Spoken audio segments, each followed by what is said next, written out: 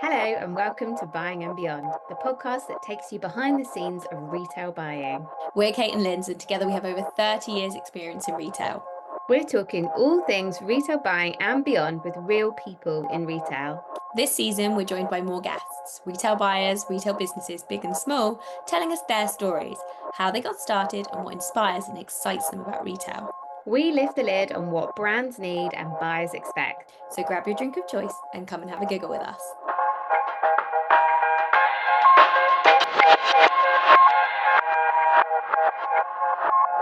So today we're joined by Anna Youngston, founder of Majury Merchandising and a former Accessorize colleague. She's here to chat to us all about her career journey and how she got started with her consultancy business. Hi Anna, thanks for joining us. Hello, thanks for having me. Hi. Going back down memory lane, I feel. So yeah, I mean it's been so many years since we last seen you, and lots happened in those years, for sure. Lots has happened, lots of businesses, I think, between us, a few Yeah. children along the way as well. Yes. So good. So let's just go right back to the very beginning. Do you want to give us a bit of a whistle-stop tour of your career and how you got started in merchandising, what your love for merchandising is all about? Of course. So something in me knew something like merchandising existed out there. Mhm. And I was very lucky at the time at school where going back to A levels, I was always really numbers orientated and I was doing maths and physics. I don't really know how I did it, but anyway, I did maths and physics A level. I was also really creative and I was really musical. So I did music A level. And then I was really lucky that I was able to do fashion as an A level at school. Yeah. And that was all, it was design driven, which wasn't necessarily my forte, but I think my love of retail kind of stemmed from there. And Mhm. I was like, I wonder if there is a job that exists that combines my love of fashion with numbers. And at the time, my auntie was a sales manager for Margaret Howe, who's a British fashion designer. And she said, "I'll come with me and you can do 2 weeks work experience with me, and you can do like a day in each function and get a taste for how a business or brand is structured, and you can get a taste for each of the functions." I was like, great. So I kind of naively went on in as my probably 17-year-old self and did a day in the design studio. I did a week actually on the shop floor to kind of get to know the customers and who their target audience really was. And that was just behind their shop, just down the road from Harrods. Went to their factory, did a day of merchandising. And the merchandiser at the time just said, "Oh, I'm just going to send you this Excel file. Could you just create," I can't remember what it was now, basically a summary of blah, blah, blah. I was like, "Oh, yeah, I can do that."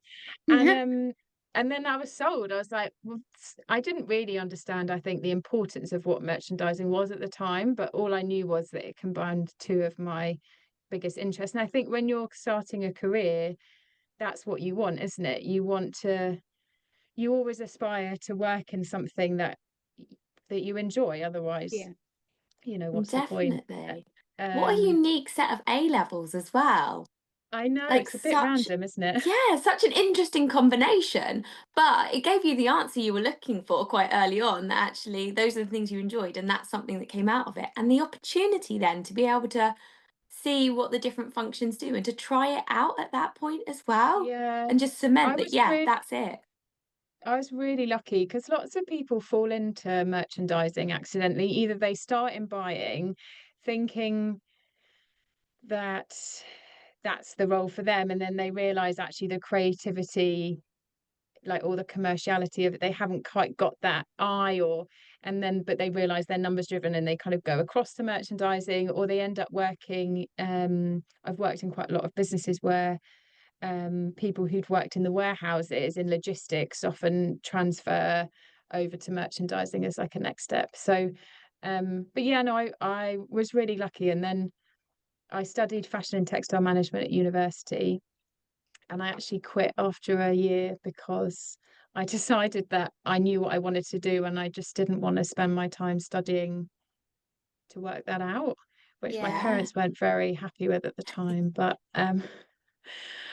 I yeah, I made it work somehow and was interviewing left, right, and centre, having quit my degree. And everyone in the interviews were like, "We're a bit worried about your commitment. We can see that you have started and not finished your degree." And I was and my first job was at Harvey Nichols on the menswear department as an allocator.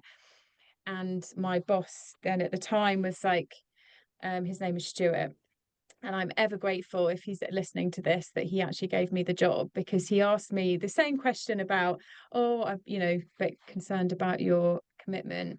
And I got a bit, well, I'm not sure I'd ever be like that in an interview now, but I can't believe you're asking me this. You can see by my CV that I'm really passionate about XYZ, blah, blah. You'd be lucky to have me. Yeah. And I walked out and I was like, oh my God, I've really, really like messed that Oh, up. I've blown And that. anyway, he rang me that day and said, "You've got the job."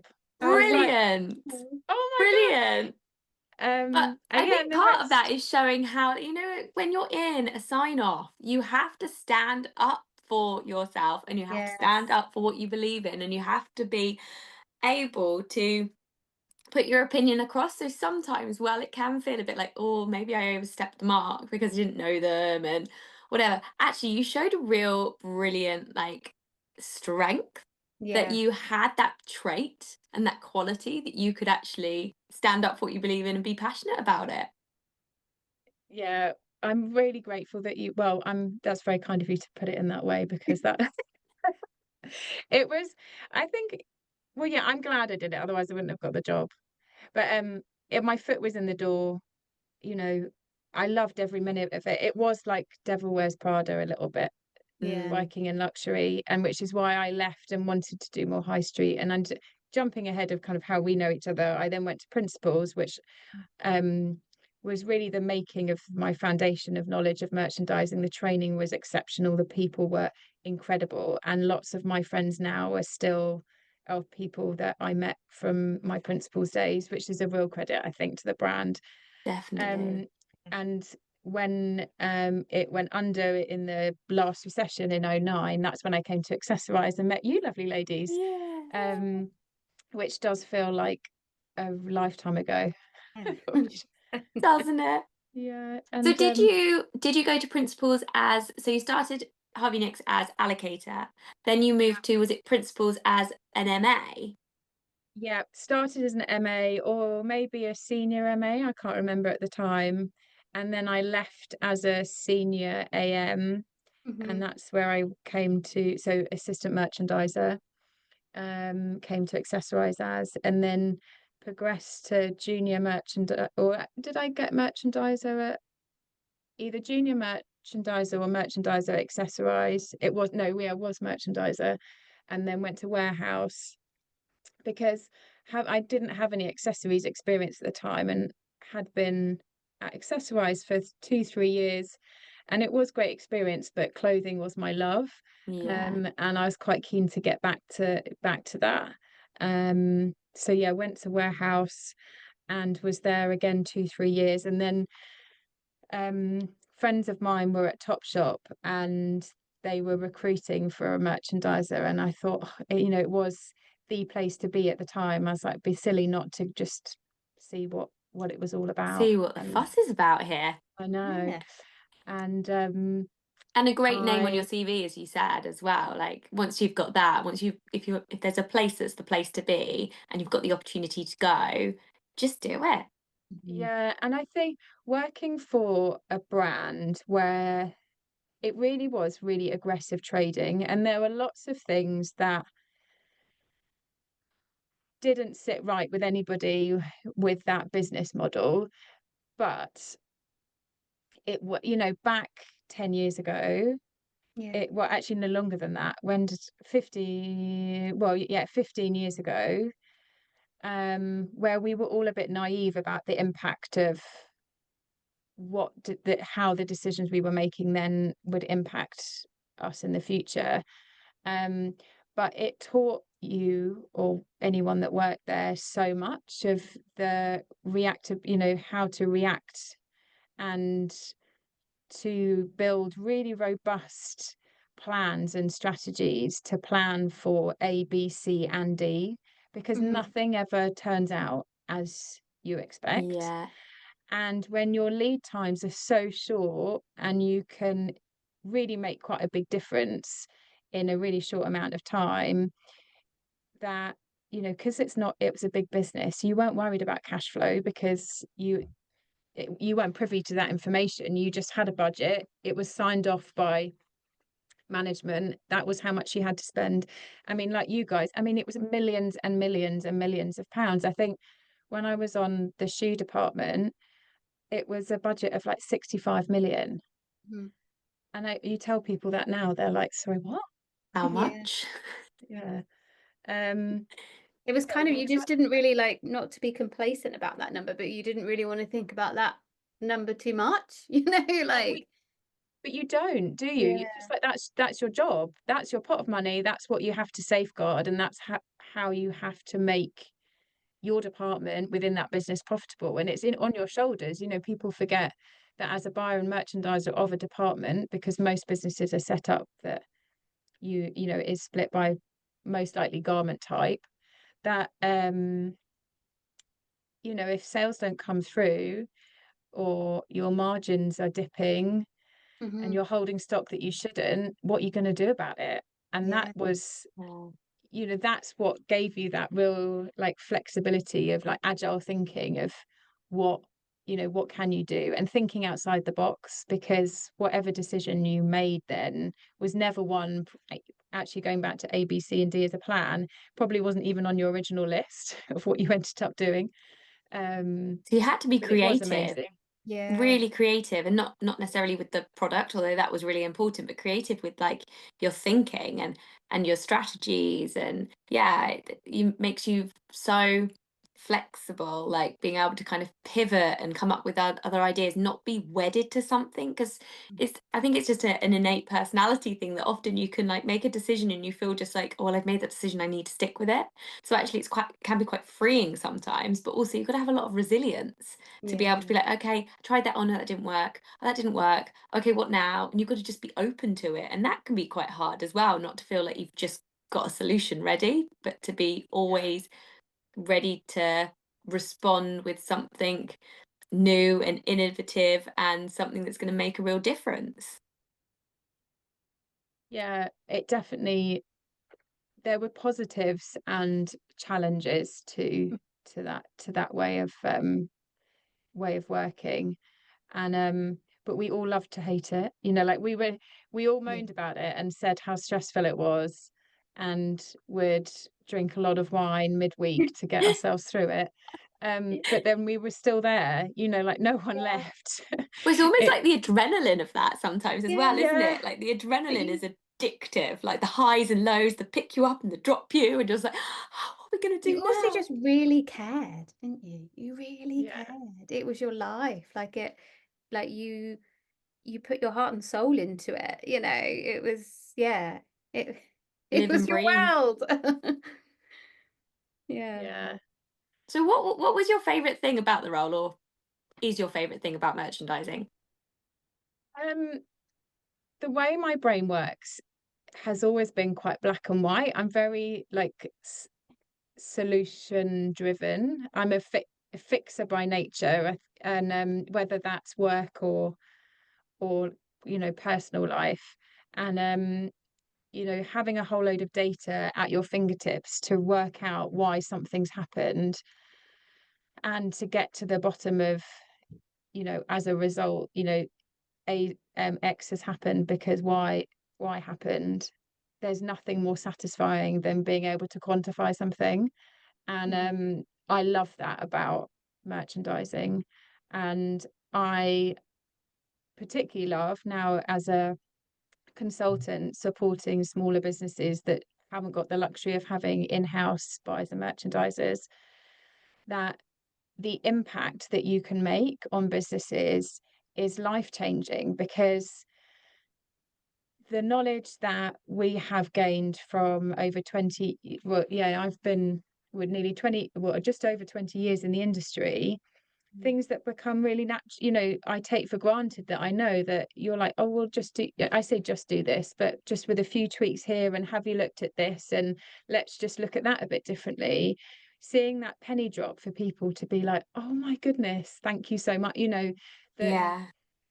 how businesses, small businesses survive now, it hats off to anybody that has a product business at the moment, or any, you know, that it's really hard.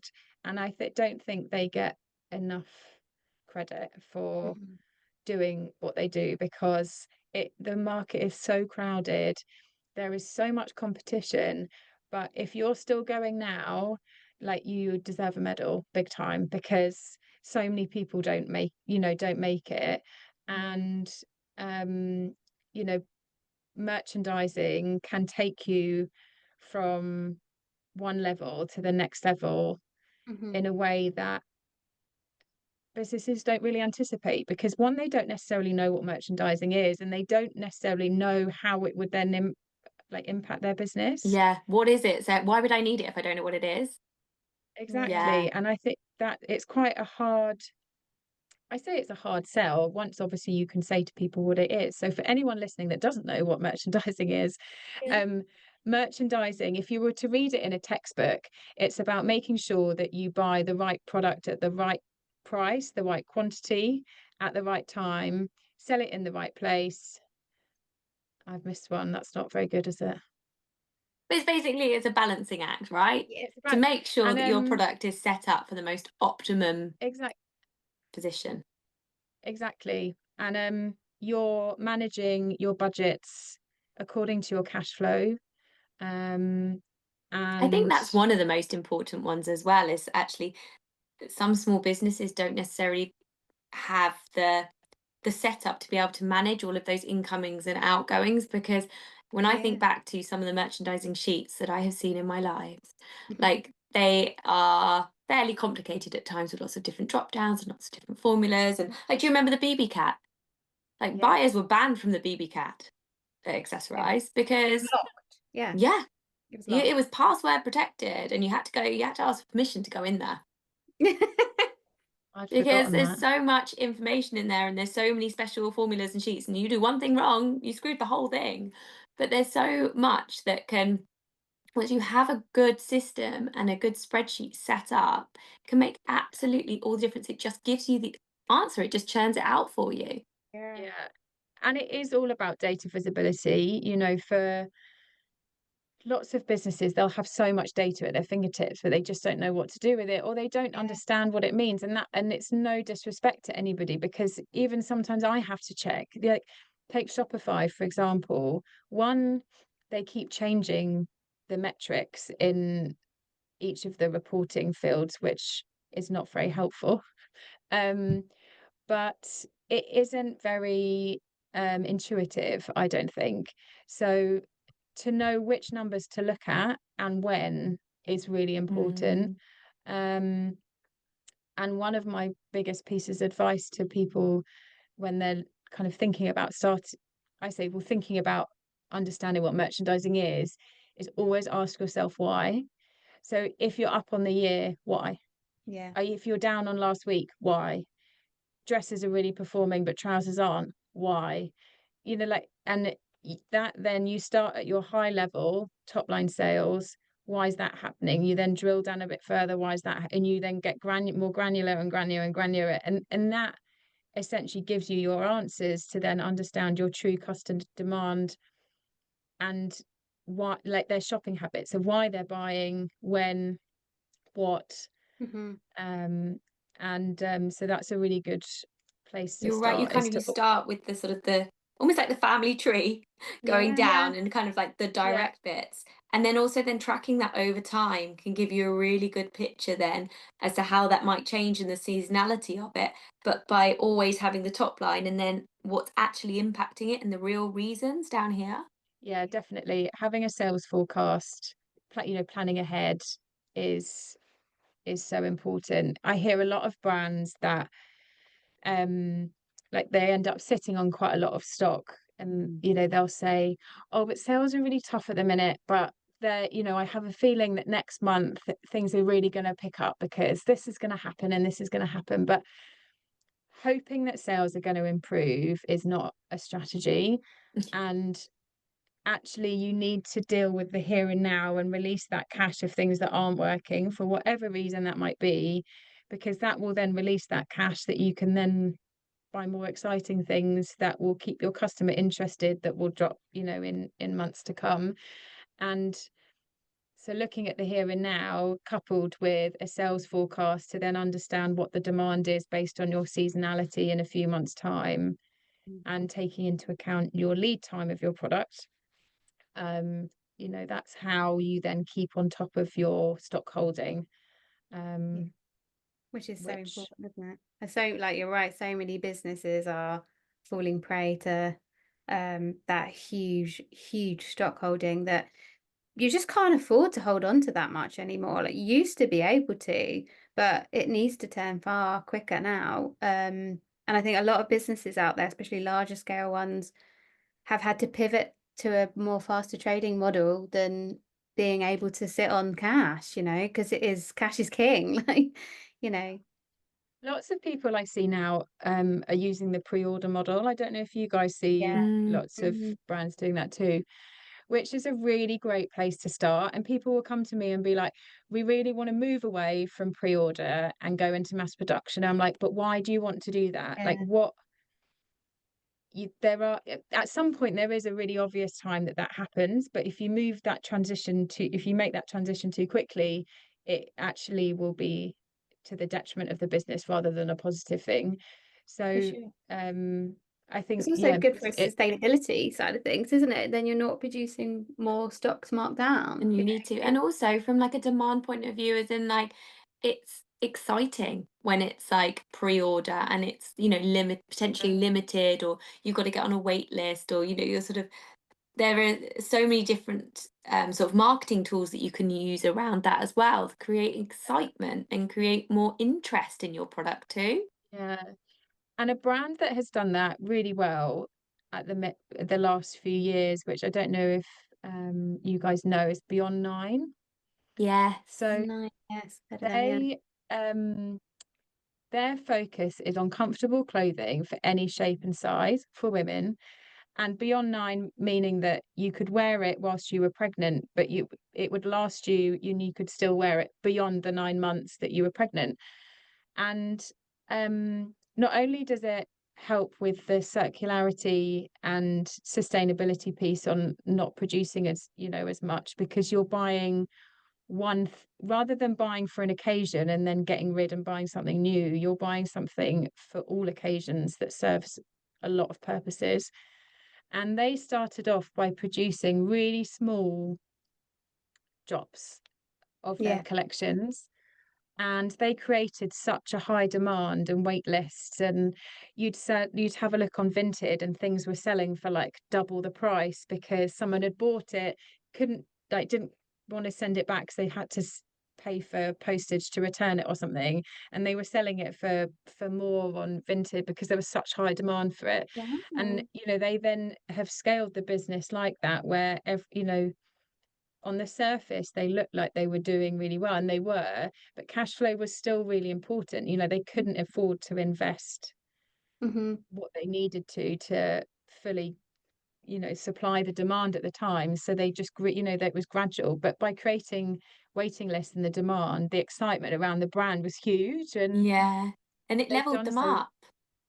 Yeah, it's a really good example actually of uh of I suppose how to do it. I mean, you don't know what's happening behind the scenes, but No, you know, no, you're on the right, you never face of do. it of what we can see from the outside, um, it's it seems to be working well for them. So I hope they continue to Yeah. do well. And it's Yeah. interesting, there's a couple of things you've touched on there. Like one about creating demand, you're right, there's quite a few people you're seeing that, and it is quite exciting. And then also with the whole Vinted thing, like the fact that they have grown to like a major retail player is Mm. phenomenal. Like it's really impressive, and also just shows where we are now, I guess, in retail, that if you can have that kind of circular model. I was just reading about kind of like sales for the first quarter, and actually how it's been quite a positive year so far for 2025, which is really, really, really refreshing to hear for retail, really, Finally. isn't it? Yeah. And and that is partly driven by these kind of you know secular fashion businesses, or just retail businesses, or make it sort of not make do and mend, but what I mean, repairing and things like that, which is amazing. But actually also, Lindsay, I know it'll be your fave, so I know you'd pipe up here, but also gardening. Gardening's doing amazing. Had to pop that It one in is. there. It But is. seeing all these different types of retail sort of platforms and retail strategies, and just types of retail businesses is really interesting. Because as you said, Anna, like, it is really hard for small businesses at the moment because it is crowded, but also there are so many different platforms that you could be using. And then all of those different platforms keep changing things, a bit like we said with Spotify. But Yeah. there's so many of them, multiple different channels you could be going through, and they're all changing their metrics or their marketing or their Yeah. tools, and or their kind of even just their sort of, even just with like Instagram selling, the people that were riding the heyday of that from sort Mm. of like COVID onwards, of actually 4 years later finding that bit quite difficult. And if you're not a business that maybe has kept something behind closed doors, do you know what I mean? Just like Yeah. kept a bit behind, or they've kept on top of things, or they've scaled too quickly, thinking that this will continue, it's actually been really difficult for them. So keeping on top of your numbers, keeping on top of your money, making sure that you're not just stretching yourself too far, so that you can be able to continue beyond just a couple of years on one particular platform. Yeah. And having going back to having a plan and thinking ahead, Mhm. having um having a really robust strategy that gives you those financial building blocks to say, right, last year we took X and we want to take Y this year, but how are we going to do that? By understanding your lessons learned from the season before or the quarter before, however you decide to chunk your data that's most right for your business, your answers are already, you have all the answers, but you need to quantify what that missed opportunity is, whether that's from missed sales, too much stock holding, Mhm. that then generates what your target should be for next year. So it's not just a case of saying, oh, I think we should, I reckon, yeah, 50% growth on this year feels about right. Like, Yeah. it might end up being 50% once you stack it all up, but you've got to know where that 50% increase is coming from. Is it Yeah. from a pricing strategy? Is it from assortment mix? Is it from supplier, is it from sourcing? Yeah. um you've got, is it from like a different marketing strategy? Are you relaunching new product types? Is it an add-on because you're launching wholesale versus, Yeah. that you've really got to know what those chunks are, so when your sales don't come through at the 50% up on last year, you can see why that is. So your wholesale might be performing, that's as it should be, fine, okay, but we said we were going to launch trousers and we'd never had them before, and actually trousers we're not going to launch till next year. Oh, well, that's a bit of a problem actually, because we quantified that as X amount onto our sales this year, so we need to write that off. The 50% increase is not realistic anymore. So it is really important to know. I feel like I say this, when you say certain phrases, I don't know if you guys have certain things that Yeah. you Oh, say. all the I cringe, time.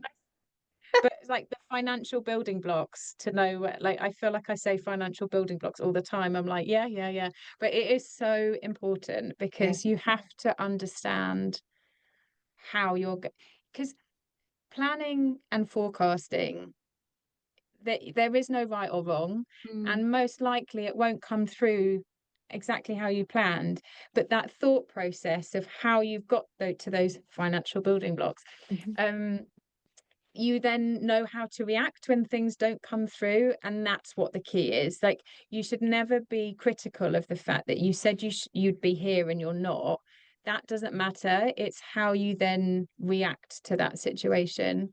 Mhm. um I suppose But goes back knowing to, what those financial blocks were, building blocks are, is how you can then put the story to it and the narrative. And is exactly as you said, like we used to say to our buyers, like, we need to know what your assumptions are for your budget. And you Mm-hmm. need to make sure you've got a track of it throughout the season. So when we're trading it, if it doesn't come through, we need to know why. No one's going to hang you up. So you can stress about the budget all you like. Yeah. But you are either you're lucky or you're wrong. No, there is some sort of creative science behind it. But no one's going to string you up as long as you A, knew why it had happened, and B, have an idea of what you're going to do about it. Yeah. So the number doesn't, as you say, have to come through exactly on the ball, although if you know your department well, it's likely it will. But there's always external circumstances that you are not going to know. So Mm-hmm. yes, you might be setting your budget in September and you had no idea that in July another boat's going to get stuck in the canal and none of your stock's going to make it on time. But if you know what your assumptions were, then you say, this yeah, is reason we're down because we thought trousers were going to do this. All the trousers are stuck on the boat. Or, yeah, that's a and really simplistic way of looking at it. But that's the kind of thing you need to do. And I yeah, think one of the words similar to you, or the phrases like building blocks, I feel like we always say lessons Yeah. learned.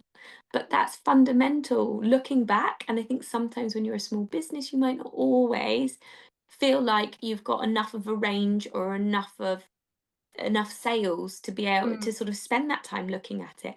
But I would say no matter how big your range, you'll always find some great nuggets there, which will help yeah, point you in the next direction. absolutely. And you're right, it doesn't matter with the size of your range. Um, and if you sold out on everything that you launched with because you only had ones of every size, or you only had 5 products and you were just testing the water, that still tells you something, which size is sold out first. Yeah. Yeah. um Exactly. which, once it's sold out, did you have a back in stock email on it, and actually what was the demand there? Add the two together very crudely, that Mhm. gives you an indication obviously of what you could buy next season. So there's always, you've the trouble is, I think, is that numbers aren't always everyone's bag, Mhm. and lots of small businesses have founders that do have that are numbers orientated, and they get to a point in their business that they are able to grow it to a, like, I was working with someone recently where they've grown to over £1 million, which is amazing, with Mm. no merchandising support up until this point. And then they've now got to this point and gone, actually these numbers are getting quite big now, we Yeah. need to really actually get some support of how to get to that next level. um and there are other businesses where founders, like, numbers really isn't their bag, and that's okay. Like, as Mhm. a founder, and you guys know it from doing your consultancy and I know it from doing my consultancy, running a business, no matter what your business is, you have to wear all the hats, Yeah. and you cannot be an expert in all of those hats, and that's okay. And asking for help Mhm. is one of the hardest things to do, I think, because, well, I mean, kind of for obvious reasons, but asking for the right help at the right time will really help support your business. Mhm. And help doesn't have to mean lots of money. Mm. Um, building a network of people, of support, of other small businesses that maybe are a bit further down the line, that you can swap stories with, that you build a community to get, that's really a great tool for free resource, because if someone's a year further down the line than you are, the chances are they've been through the same thing. Yeah. And obviously you can pay for external support, but that also doesn't have to be a lot of money. There No. are resources out there that are either free, or that it's kind of what we're doing now. It's a bit of a chat and a sounding board, and sometimes Yeah. that's enough to get you going again and building your confidence, because sometimes someone might be looking at the numbers in a certain way, and they're like, I don't even know if that's right, and they talk to me, and I affirm that, and I was like, yeah, that's exactly what I would do, but next time I'd just layer on this, and then you're sorted. Mhm. that's enough to get you also to a point sometimes. So don't be afraid of them, I would say. Yeah, for sure. Yeah. So leading on to, you've just set up your consultancy. What's been sort of the biggest challenges, or why did you want to set up the consultancy? What is it about helping people, helping small businesses that really attracted you to launch into this crazy world of freelance? I think small independent businesses are the ones that need the help the most. And Yes. there is so much creativity out there. And it started off of thinking of like supporting more local businesses, and then it kind of, I planted the seed a couple of years ago, and then I was like, oh, actually, it's not just local, it's, you know, small businesses all over the world. I mean, Yeah. ideally it'd be lovely to support as many as I can, but merchandising in the corporate world is a Mm. function alongside buying. You know, everyone's heard of buying, not necessarily heard of merchandising. And for these smaller businesses or independent businesses to thrive, I felt really strongly about kind of putting merchandising on the map. And I always call it, kind of talk about it of like spreading the merchandising magic, you know, Love because that. it is an like an unknown secret. And Hmm. it is a bit of a, I like to think it as a bit of a superpower. Yeah. And you know, if you can have merchandising in some way, shape, or form in your business, and it will be different for everybody, it really does make or break your how you look at your business, I think. Hmm. Um, and yeah, I, it's I wanted to feel like I was learning again as well. You know, you do get having done it for a long time, it's this, you know, the same shit, different smell type phrase, you know, like Yeah. it's Different walls. Yeah. and you know, and variety is the spice of life, as they say. So I love that coming out with all the analogies. I Yeah, know that's so they. nice. I was always known for that. I can't remember where I was. Me Maybe it too, was actually. was it at warehouse? I could, anyway, it was somewhere that I worked, and they always used to take the mickey out of me because I always used to. I loved an analogy, but I always used to get them mixed up. So I'd like use one and another and mix it. They'd be like, "Sorry, what? Who? What?" My favourite so far, though, of your sayings is definitely the sprinkle the merchandising magic. Yeah, I like that too. I think it really sums up what you do and what businesses need. Yeah, it is a real gift to be able to give people, and also another reason why I set the business up, because yeah, I'm lucky enough that I'm able to do that for people, you know, Yeah. and that's their livelihood, it's their business, it's what they've put their heart and soul in Yeah. to creating, and it's important that they are able to do everything possible to make it succeed. And one of those pieces of a big jigsaw puzzle is merchandising. So um, Yeah, definitely. it's not just all about merchandising. You know, there are obviously other bits of the business that are just as important, but it makes a huge, you know, merchandising makes a huge impact. For sure.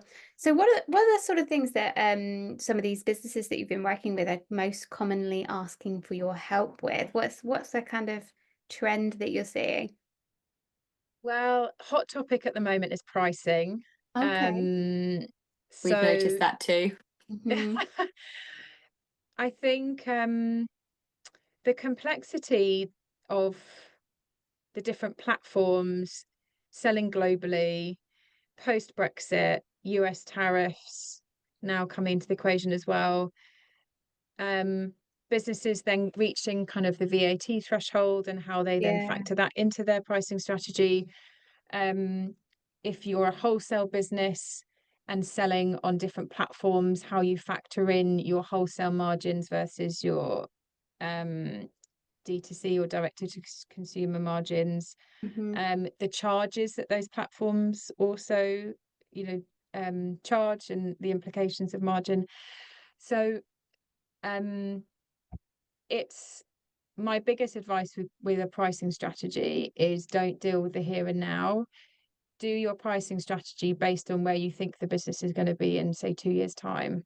Yeah. So if you think in 2 years' time, you might be over the VAT threshold by that point, factor VAT into your pricing now, because what customers really don't want is for you to be changing your prices every 5 minutes, and it's not great. It's not the end of the world, and if you're doing it, it's totally fine.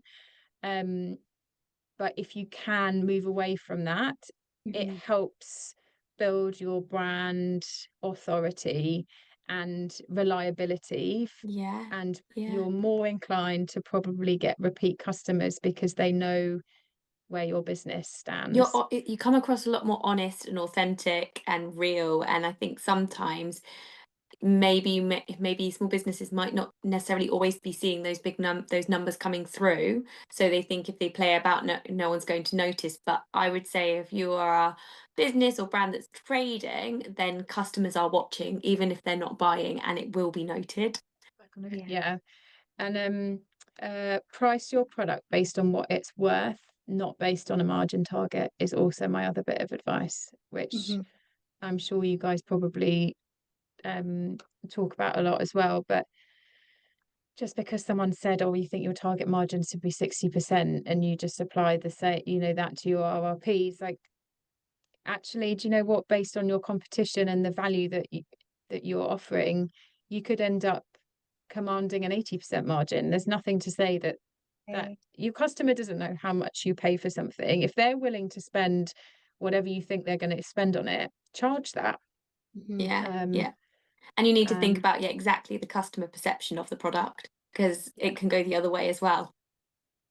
You don't want to put people yes, off because of the pricing that you've gone for based on just a yeah, formula. And also, they need yeah, to then end up looking at more of a blended margin, because not every product's going to be commanding the same price and yeah, the same margin. yeah.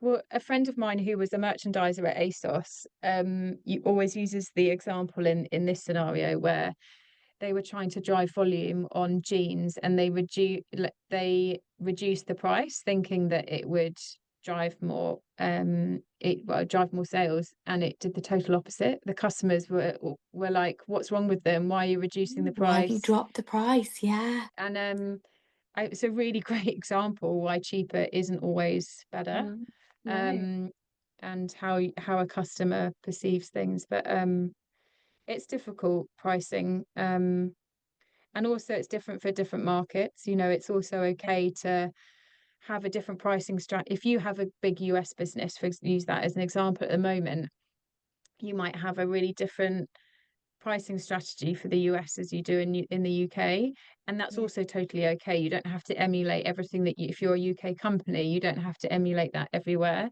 If the US customer is that you can afford to charge more because you're also taking into account taxes and duties, and you want to bundle that into your RRP rather than the customer pay on top of, at checkout, that's also okay as well. And The key word is pricing's a whole customer, isn't top. it?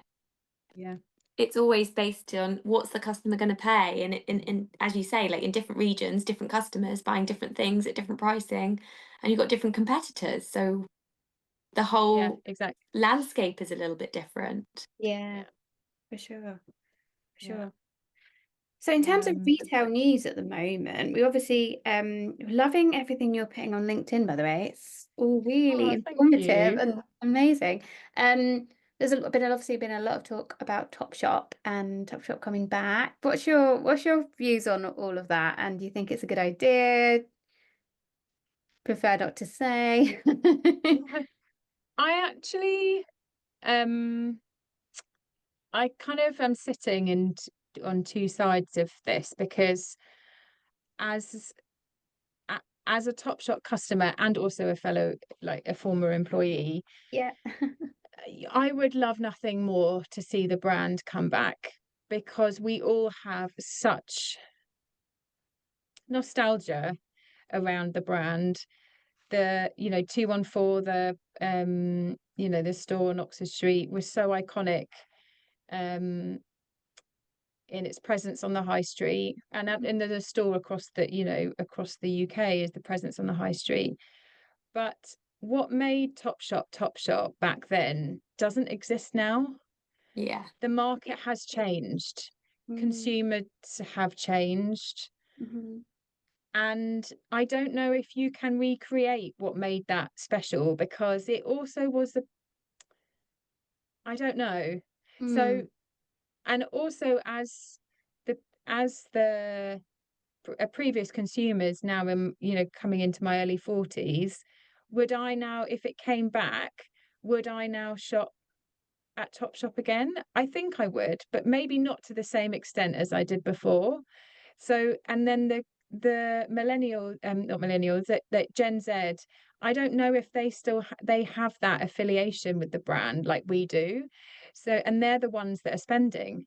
So they're all buying well, I unfortunately, like Shein and, cheaper. I say that was a really blanket statement, and I'm sure not everyone is, but it's that Topshop isn't around for them to be like, oh, I know, it's not their go-to, is it? Because it's Yeah, not for there, sure. it's online, there's no physical presence. And I I worry that if it comes back onto the high street, that that initial buzz suddenly goes from 100 down to 0 very quickly, because that halo effect has gone. And Yeah. actually the younger, the Gen Zs that weren't necessarily, Topshop wasn't on their radar when they were growing up. Mm-hmm. They I won't kind of know what you necessarily. mean. It's almost like trying to like, should we just keep those really good memories of it? It's a bit Yeah. like when Yeah, you have a really good holiday and then you go again the next year and you're like, yeah, oh, it's not quite the yeah. same.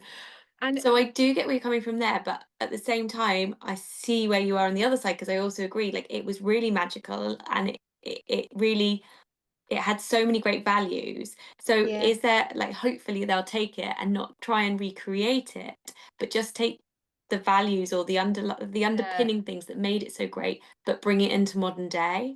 Create a new yeah. brand. Um, Well, they've gone through as a business so many challenges and have learned so much. Yeah. You can only hope that they then take all those learns, do a 180, and come back bigger and better. I mean, it will never be the same again. no. But did you see that they did a pop-up Yes. Yes. with what was it, defective record? Yeah, and it was Um interesting to see so many young faces. Mm-hmm. Yeah, I actually haven't seen much press since they posted a few bits on their Instagram, but I haven't seen much press around it, which is interesting. Um and I wonder, part of me wondered whether it might be a bit like, you know how there's certain songs, right, that you don't think would be popular now. Like, I don't know, I've got the key, I've got the secret, for example, right?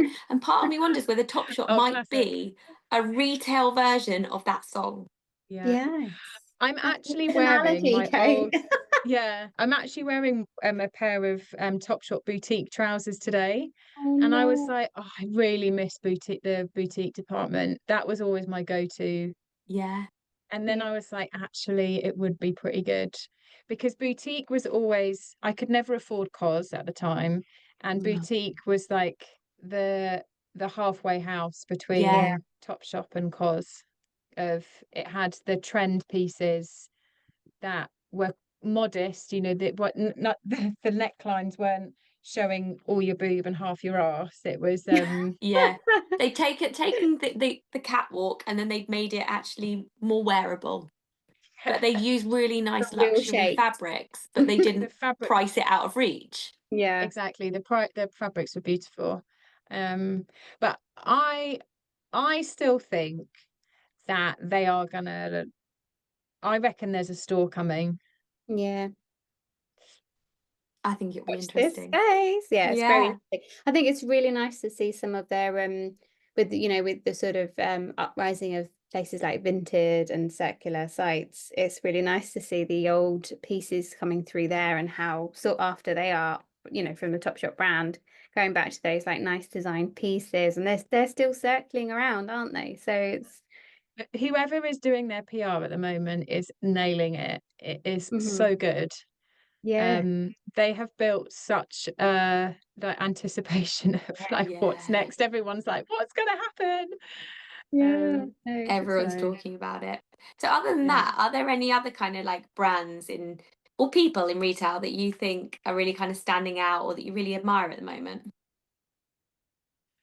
Um, it's not necessarily a brand, but I went to the Retail Tech Show recently, and there was a talk there by a guy called Philip Lim, who um, is he's probably best known for helping Lord Sugar as part of The Apprentice, the interviews.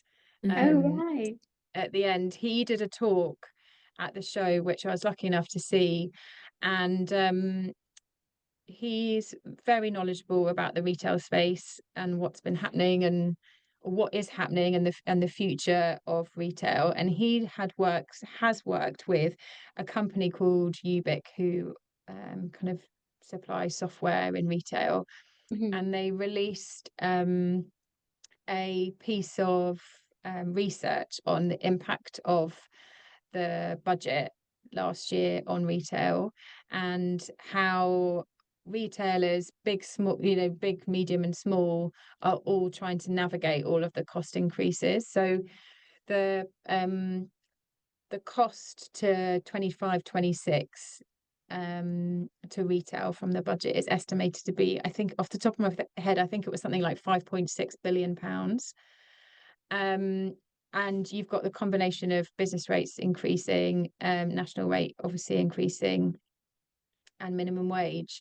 Mm. And that they did a big piece of research of how businesses were really trying to mitigate those cost increases, and lots of which businesses will already be doing. But it was a really, really interesting piece of research of what businesses were thinking about doing, what they were doing, what was working more than others, which bits were more impactful. And the other bit was around efficiency of your business, of there's lots of chat around AI and how to use it beneficially for your business, Mhm. and streamlining your efficiencies um saves you money Yeah. because To you're not having reduce your to, costs. so Yeah. it wasn't just stock costs as well. It was talking about, your store portfolio if you're in like a retail model, debt management, as Yeah. well as maybe your traditional more merchandising strategies of, your sales strategy, how much you're investing in stock pricing, etc. But I'll share with you, it's a public bit of research. It's maybe something that you can put on the, we can add to the show notes, Yeah, but definitely.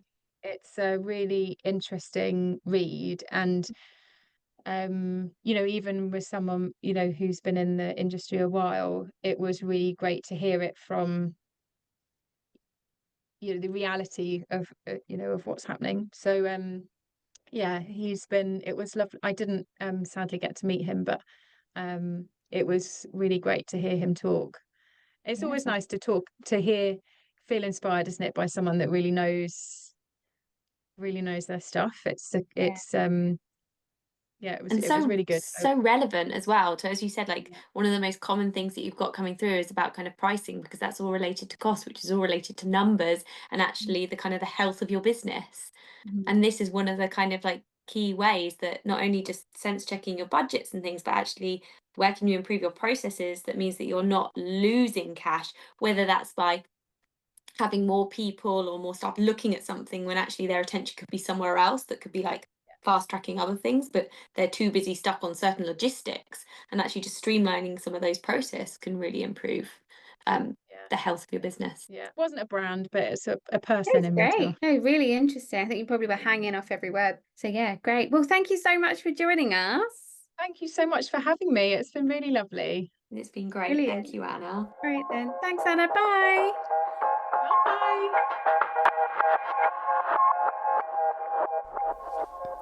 If you've enjoyed listening to this episode, please, please, please like and subscribe and leave a review.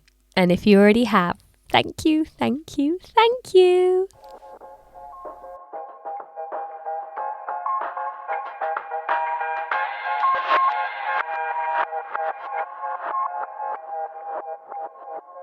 We all need a bit of retail therapy, and this is the perfect time for you to offload about that super cringeworthy story. We would love to hear from you all, your funny stories and experiences, or even any dilemmas. And maybe we can help, or at least find someone who can. And don't worry, we will keep these anonymous and remove any names and brands. We would also love to hear from you on any topics you would like us to talk about. Please send all of these into buyingandbeyond@gmail.com or drop us a DM via our Instagram page @buyingandbeyond.